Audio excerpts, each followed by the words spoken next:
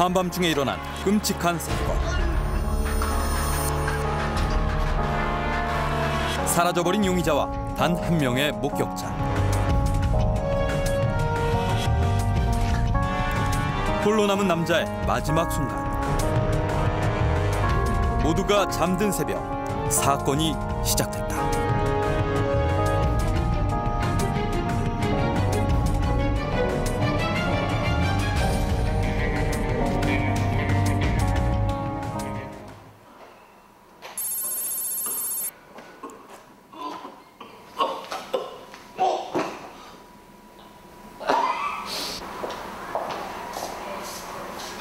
일이 벌어진 것은 그날 새벽 2시경이었다. 저기요, 괜찮으세요? 저기요, 괜찮으세요? 박간호사, 김 선생님 빨리 연락해 주세요. 괜찮으세요? 정신 좀 차려. 김 선생님 응급 환자입니다. 빨리 오세요, 빨리. 이미 많은 피를 흘린 남자. 환자분 정신 차리세요. 환자분 이름이 뭐죠? 환자분. 나를 찔렀어. 흉기로. 상황은 그 어느 때보다 심각했다. 저 경찰서죠. 지금 저희 병원에 남자분이 피를 흘리시면서 혼자 오셨는데 아무래도 상처를 보니까 흉기에 찔리신 것 같아서요. 네, 예. 응급처치도 소용이 없었다. 남자는 병원으로 온 지 얼마 되지 않아 그 자리에서 그만 숨을 거두고 말았는데.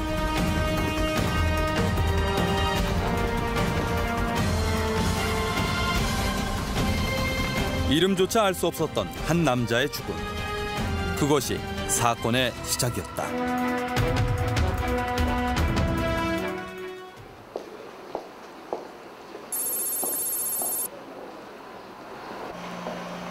그날 새벽 사건을 접수한 수사팀은 오전 일찍 사체가 안치되어 있는 병원을 찾았다.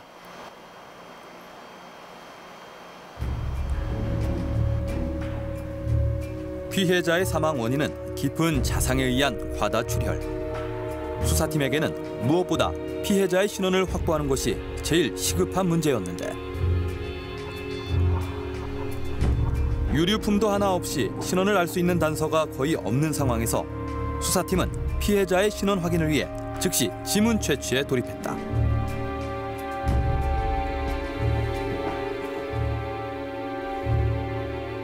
이제 신원 제거하면 될 것 같고요. 지금 보니까 사망한 지도 얼마 안 된 것 같고 지금 주변에 뭐 소지품도 유류품 특별한 게 없고요. 그럼 아무것도 없으니까 일단 서리 들어가서 지문으로 신원 조회 한번 해보죠. 예, 일단 먼저 서로 들어가서. 피해자의 신원만 알 수 있다면 어느 정도 사건에 대한 윤곽이 나올 터. 작은 단서라도 찾을 수 있길 기대하면서 수사팀은 그렇게 걸음을 옮겼다.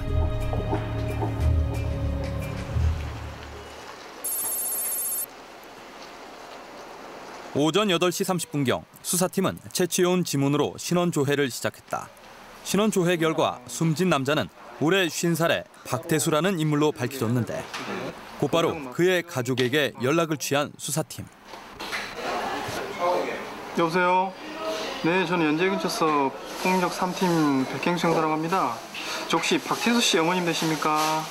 예, 우리 아들이 태수인데 왜 그럽니까? 저 다름이 아니라 박태수 씨가 어제 변사로 발견돼가지고요. 예? 아유, 그게 무슨 말입니까? 어머니 일단 고정하시고요. 일단 제 얘기 좀 들어보십시오. 그러니까 우리 박태수 씨가 어저께 변사체로 발견됐는데, 그동안 소식도 모르고 지냈던 아들의 갑작스러운 사망 소식에 어머니 박정희는 오열하고 마는데, 그 어디에도 단서는 없었다. 미궁으로 빠져버린 살인 사건. 하지만 포기하기에는 일렀다. 잠시 연락 주시고 뵙겠습니다. 살인사건 발생 후 지문조회로 피해자 박태수의 신원을 확보했지만 그는 이미 가족과 떨어져 지낸 지 꽤 됐고 소재가 일정하지 않았습니다. 이후 저희 수사팀은 사건 현장 주변의 CCTV를 조회하고 박태수의 활동 지역을 중심으로 탐문 수사에 돌입했습니다.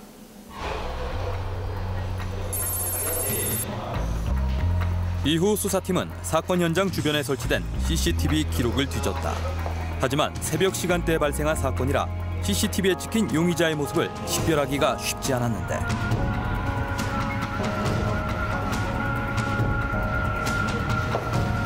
그 시간 관할 지구대를 다녀왔던 백행수 형사.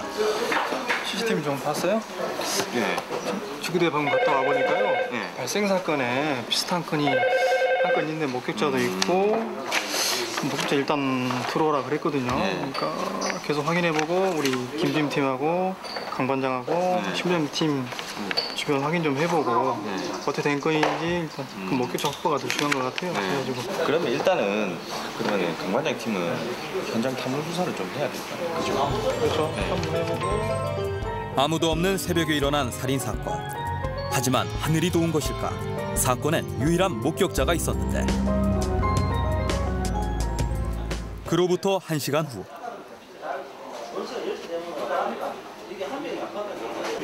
혹시 김영근 형사님 자리가? 예, 전데요.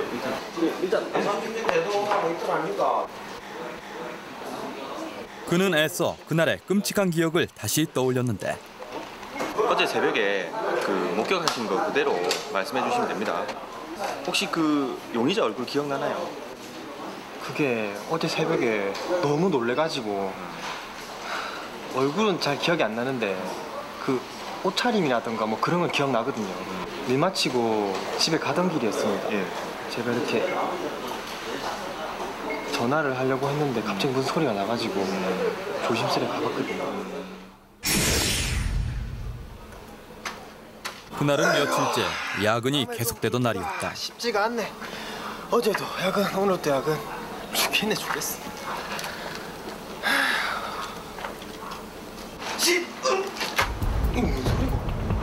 일을 마치고 오는데 어디서 남자 비명 소리가 들리는 겁니다. 그래서 조심스레 소리 나는 쪽으로 갔죠. 그런데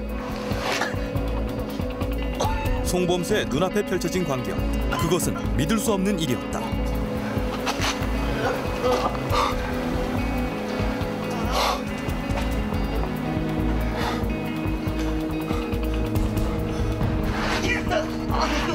한 남자가 흉기에 찔렸는지 배를 잡고 기어오는데 뒤에서 어떤 남자가 흉기를 들고 쫓아오는 겁니다. 그러더니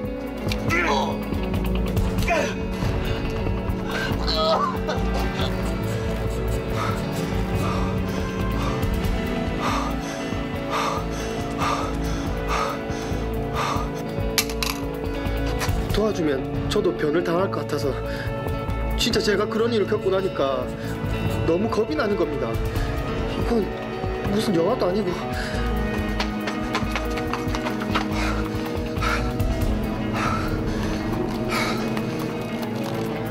자신도 화를 입을까봐 겁이 났던 송범수는 남자를 도울 생각도 하지 못한 채 곧바로 경찰서에 신고를 하는데 경찰서죠? 네, 여기. 그것이 기억의 끝이었다. 그런데 그 흉기에 찔리신 분 죽었습니까? 예. 제가 그때 도와드렸어야 되는 건데. 그 용의자 인상착의 기억하십니까? 그게 제 기억에 아마 체크 남방에 면바지 입었고요. 흰색 운동화 신었습니다. 키는 한 175 정도 되는 것 같고요. 송범수는 비교적 정확하게 용의자의 모습을 기억하고 있었다. 이대로라면 용의자를 검거하는 것은 시간 문제일 터.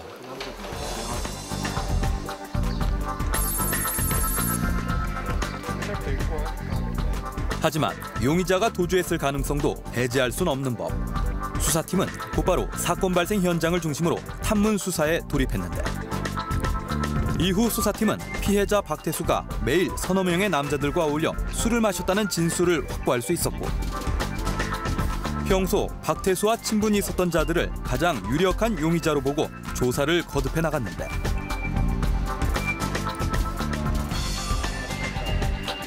피해자 박태수의 지인부터 동네 우범자들까지 모두가 용의선상에 올랐다.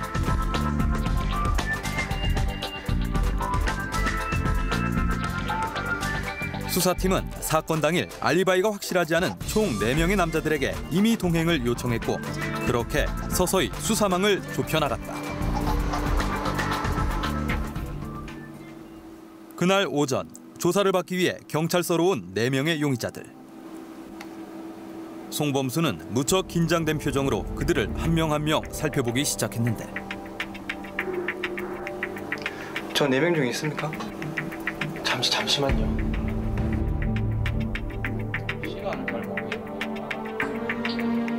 그때 저 사람이에요. 저 사람 확실해요.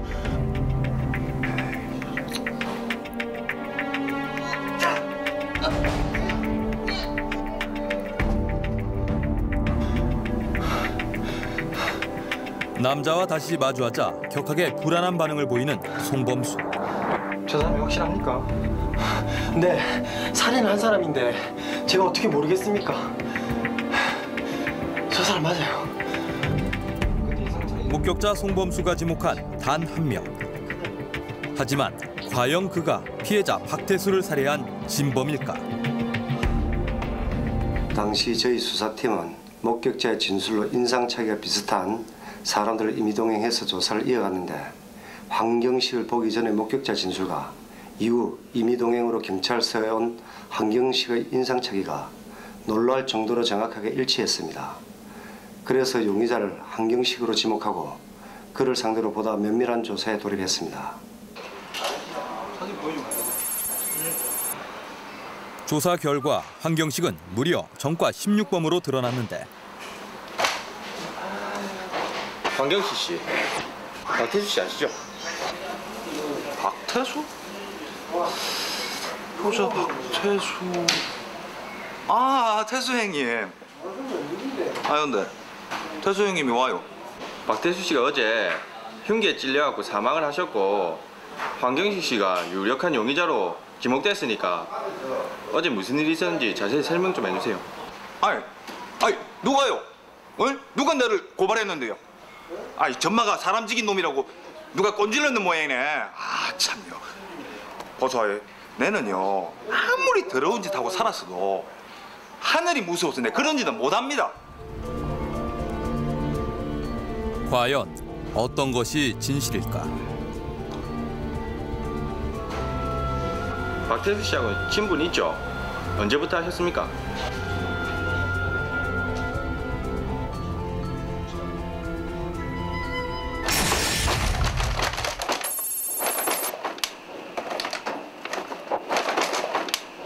형님, 오랜만입니다. 뭐합니까? 경식이 왔나? 보시다시피 일하고 있다 이가. 아이고, 형님. 형님이 언제부터 그렇게 열심히 살았다고. 빼지 말고 가입시다. 내가 앉아서 할게. 네가 돈이 어디서 났어? 그러고 벌건 되나부터 무슨 소리고? 됐. 황경식이 박태수를 만난 것은 지금으로부터 3년 전이었다. 작은 술자리에서 시작된 인연. 하지만 처지가 비슷했던 두 사람은 이후 서로에게 의지하며 지내왔는데 황경식의 진술은 그것이 다였다.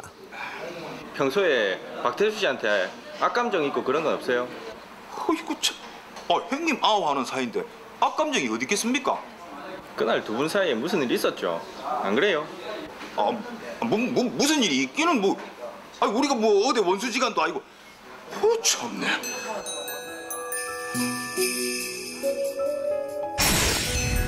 가족과도 인연을 끊었던 두 사람. 언젠가부터 그들은 늘 함께 술을 마시며 서로를 위로 삼았는데 남자가요 그래 살면 안 되는 거거든. 그런데 갱씨가 네가 아무리 집도 절도 없는 몸이라지만은 네가 그러면 안 되지. 내가 인생 선배로서 하는 이야기 아이가.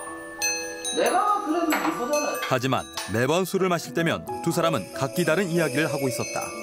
황경식보다 나이가 많았던 박태수는 늘 황경식의 앞날을 걱정하며 핀잔 아닌 핀잔을 했고 이제 황경식은 그런 박태수가 못마땅하게 여겨졌는데 개똥 철학도 철학이라고. 아이고, 그래 이놈아야 1년 더 산기 뭐 어디 훈장이라도 되나? 참내 가짜 나가고 진짜. 갱씨가 니는 임마 형님이 이야기하는데 뭔 생각하노? 아닙니다 형님. 저 한 잔 받으시오.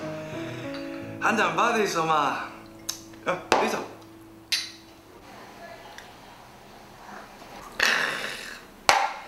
마 오늘은 술 맛이 영 더럽네. 술 맛이 아니네 형님. 똑바로 해라. 네? 술 기운에 매번 우라가 치밀어 올랐지만 그건 그때뿐이었다. 하지만 날이 갈수록 상황은 이상하게 돌아갔다. 왜 됐나?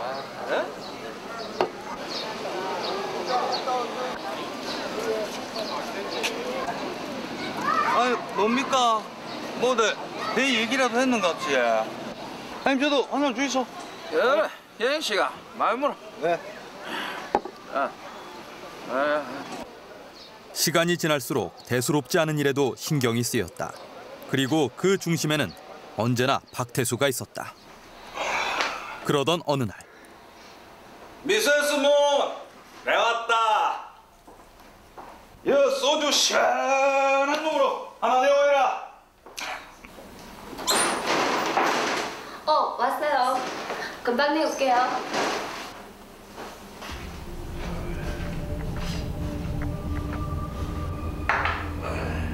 어느 날부터 박태수는 이상하리만큼 자신의 인생에 끼어들고 있었다.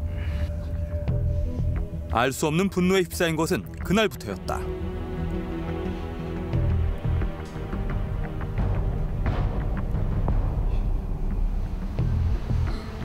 그리고 며칠 후 다시 문정희의 가게를 찾은 황경식은 의외의 장면을 목격하고 마는데 너무 좋다.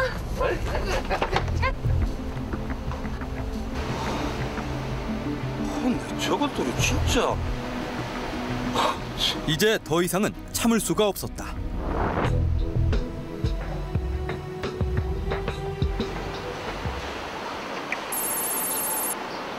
그날 이후부터 그는 두 번 다시 문정희의 가게를 찾지 않았다.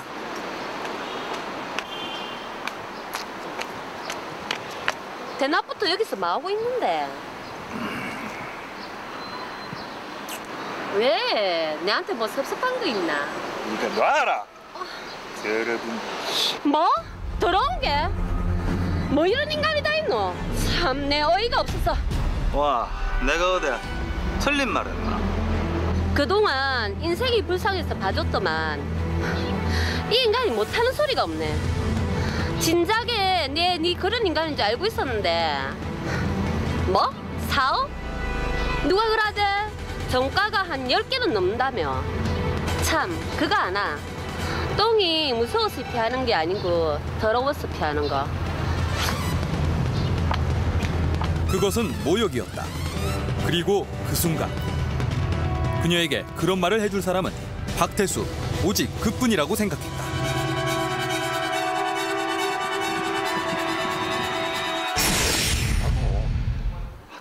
하지만 황경식은 계속해서 박태수와 친분이 조금 있을 뿐이라며 더 이상의 이야기를 하지 않았는데 그때 이게 어제 새벽 범죄 현장에서 발견된 칼인데 혹시 이 칼 아세요? 아니 이거는 태수 형님 칼입니다. 내는 모릅니다. 당황한 기색을 감추지 못하는 황경식.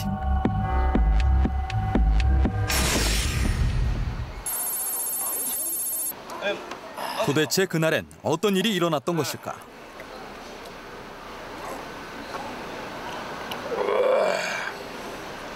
이 한잔 해라. 갑니다.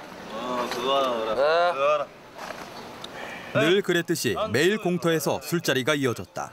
하지만 자정이 다가오자 모두들 돌아가고 결국 술자리엔 두 사람만 남게 되었는데. 경씨가 이것만 먹고 그만 일하자. 에?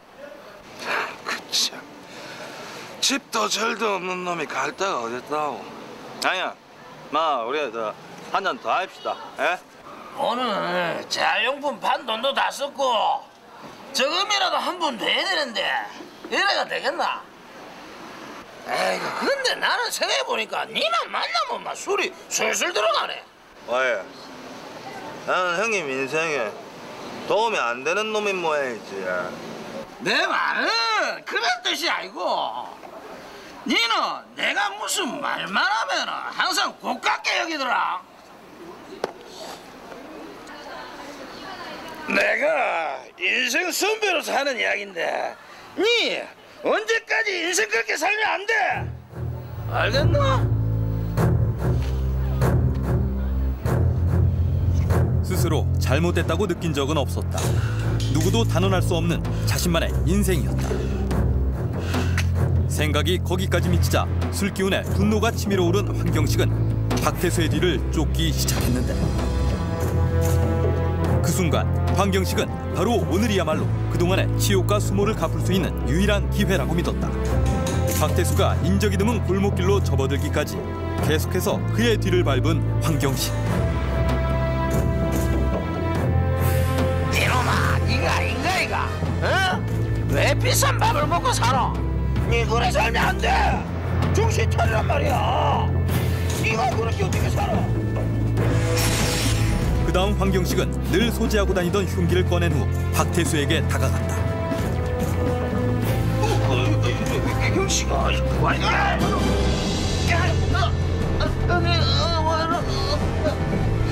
결국 만취한 상태로 돌이킬 수 없는 죄를 저지르고만 황경식. 하지만 그것으로도 부족해 그는 필사적으로 도망치는 박태수를 쫓아가 또다시 그를 찌르는 잔인함을 보였다.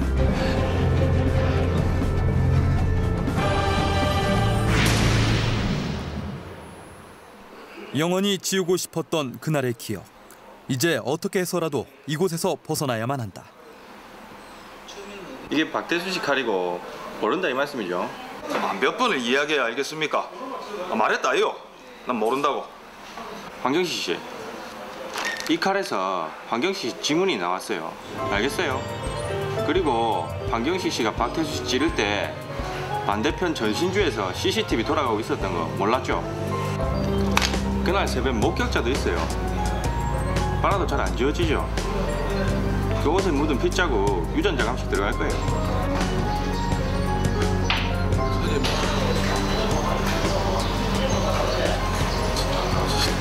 내가 놀랐습니다.